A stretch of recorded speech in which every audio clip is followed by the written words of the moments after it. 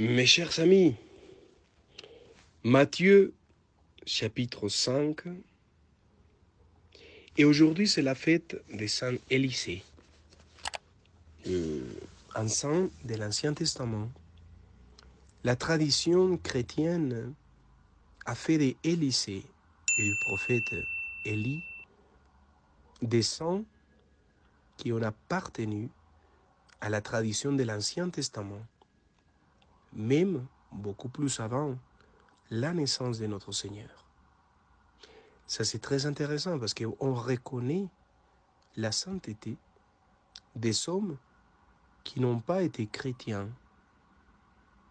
Et si, quand même, ils ont montré le visage du Christ par la bonté de leur cœur.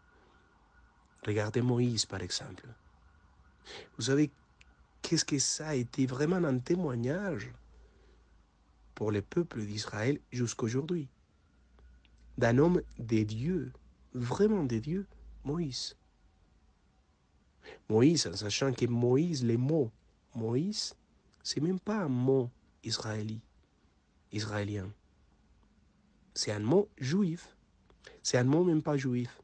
C'est un mot égyptien.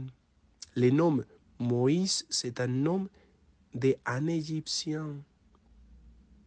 Ça, c'est super intéressant parce qu'un homme qui avait un nom qui n'était pas juif a été reconnu par son peuple comme un vrai saint des dieux qui montrait le visage des dieux.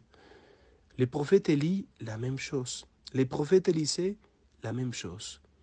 Il a tout quitté pour marcher à la suite du prophète Élie et pour se donner, pour faire des miracles au nom de Javé. Voilà, un homme extraordinaire. C'est même celui-là et le prophète Élie qui ont été les inspirateurs, ceux qui ont inspiré le Carmel. Quand les frères sont arrivés au mont Carmel, quand les croisés sont éliminés la croisade, sont renoncés à la croisade pour rester au mont Carmel et commencer à faire une vie religieuse qu'après on appellera les carmes. C'est par eux qu'ils se sont inspirés. Ils se sont inspirés par le prophète Élie et par le prophète Élisée. Ils se sont dit, on va vivre d'une manière chrétienne,